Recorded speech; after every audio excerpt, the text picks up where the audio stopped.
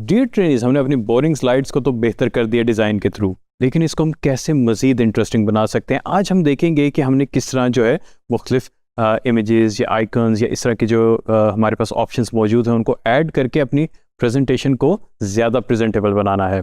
Let's move on. So students, power point को आप भी स्टार्ट कर लें मेरी तरह, और हम अपने डिजी स्किल्स के प्रोजेक्ट को ओपन करते हैं पर पावर पॉइंट प्रेजेंटेशन को। तो लास्ट टाइम हमने जो है इसको बोरिंग स्लाइड से जो है डिज़ाइन में अप्लाई करके थोड़ा सा कलरफुल कर दिया था।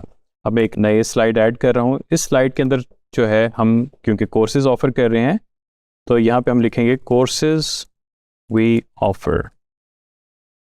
अब आप नोटिस करेंगे मेरे पास यहाँ पे कुछ ऑप्शंस आ रही हैं नीचे, जिसमें वो मुझे कह रहा है कि मैं यहाँ पे अगर क्लिक करूँ तो मैं पिक्चर ऐड कर सकता हूँ, स्मार्ट आर्ट ऐड कर सकता हूँ, केमियो ऐड कर सकता हूँ।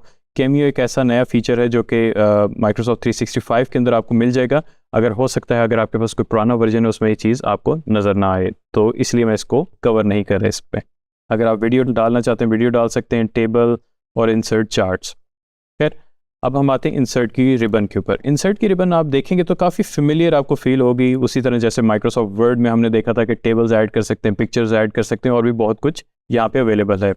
यहाँ पे हमारे पास आगे टेबल्स आ गया, पिक्चर्स आ गई, स्क्रीनशॉट्स, एल्बम्स, और आज जो हमारा फोकस होगा शेप्स, आइकन्स और स्मार्ट आर्ट के ऊपर होगा।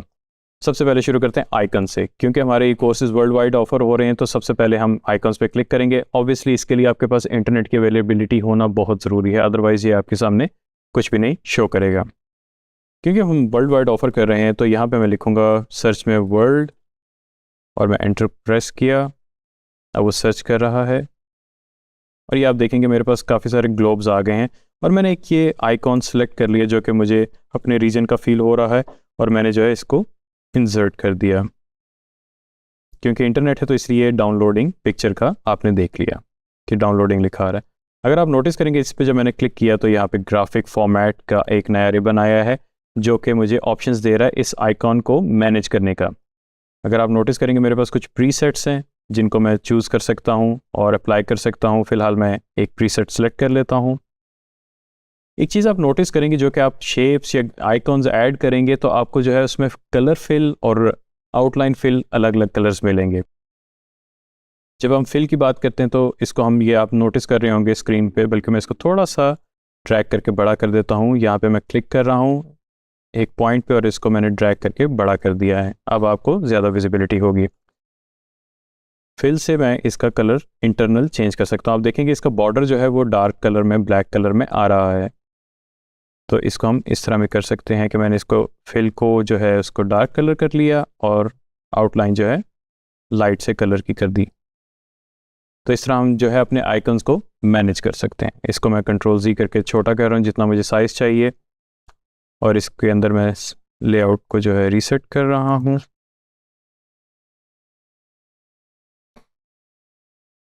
तो अगली चीज़ जो हमने देखनी है वो है शेप्स। शेप्स आपकी बहुत ज़्यादा इंपॉर्टेंट पावर पॉइंट में। शेप्स से आप जो है नए ऑब्जेक्ट्स बना सकते हैं। आइए देखते हैं कैसे।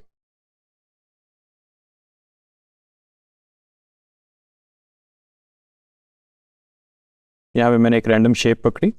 अगर आप नोटिस करेंगे तो शेप के साथ दो एक्स्ट्रा डॉट्स आ रहे हैं। ये जो डॉट्स हैं ये आपकी हर शेप के साथ नहीं होंगे, ये आपकी शेप के मज़ीद डिज़ाइन चेंज करने के लिए होते हैं। तो अगर आपने देखा होगा कि ये तो एडजस्टमेंट्स हैं। अगर मैं येलो डॉट के ऊपर लेके आता हूँ तो मेरा आइकॉन चेंज हो जाता है, और अगर मैं उसको मूव करता हूँ तो इसके शेप का डिज़ाइन चेंज हो रहा है। अब आप देखेंगे ये रेक्टेंगल बन गया, एक्चुअली ये रेक्टेंगल नहीं था। और अगर ये दो आइकॉन्स आ रहे हैं इसका मतलब है कि मैं मज़ीद इसमें चेंजेस कर सकता हूँ। ये आप देख रहे हैं एक नई शेप बन गई। तो ये जो फीचर है ये आपको हर शेप के अंदर नहीं नज़र आएगा, जिसमें नज़र आएगा तो इसको आप अपनी मुताबिक एडजस्ट कर सकते हैं।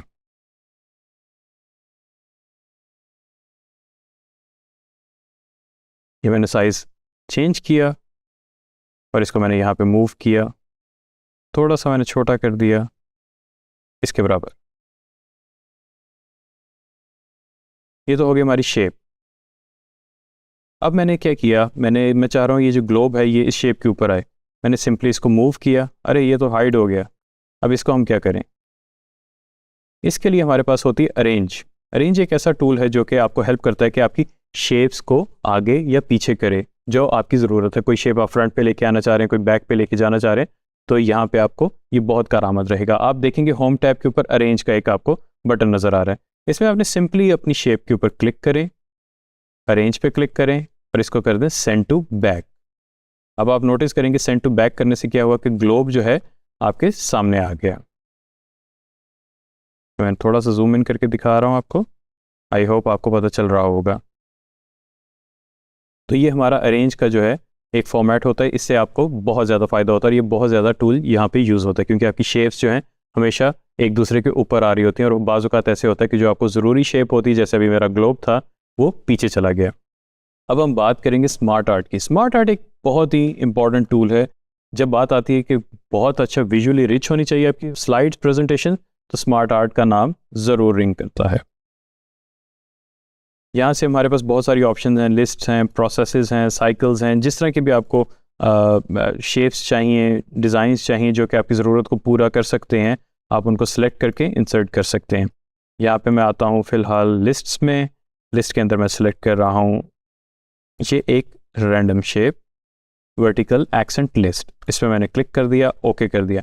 अब आप नोटिस करेंगे जब भी हम स्मार्ट आर्ट एंटर करेंगे तो यहाँ पे हमारे पास हमेशा एक टाइपिंग की विंडो आ जाएगी। इस टाइपिंग विंडो के अंदर जो है हम उसके अंदर टेक्स्ट एंटर कर सकते हैं। बेसिकली स्मार्ट आर्ट में हम डायरेक्ट भी कर सकते हैं, लेकिन अगर यहाँ से करेंगे तो आपको विजिबिलिटी बहुत ज़्यादा बेहतर रहेगी। क्योंकि कोर्सेज हम बहुत सारे ऑफर कर रहे हैं, इसमें हम सबसे पहले लिख देते हैं फ्रीलांसिंग, उसकी टैगलाइन,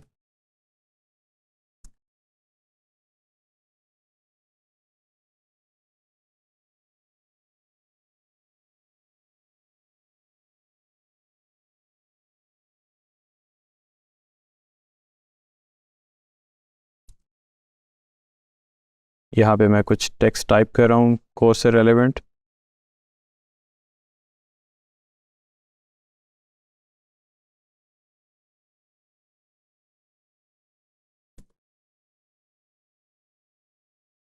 और इन केस अगर मुझे कुछ नहीं चाहिए तो मैं रिमूव भी कर सकता हूँ।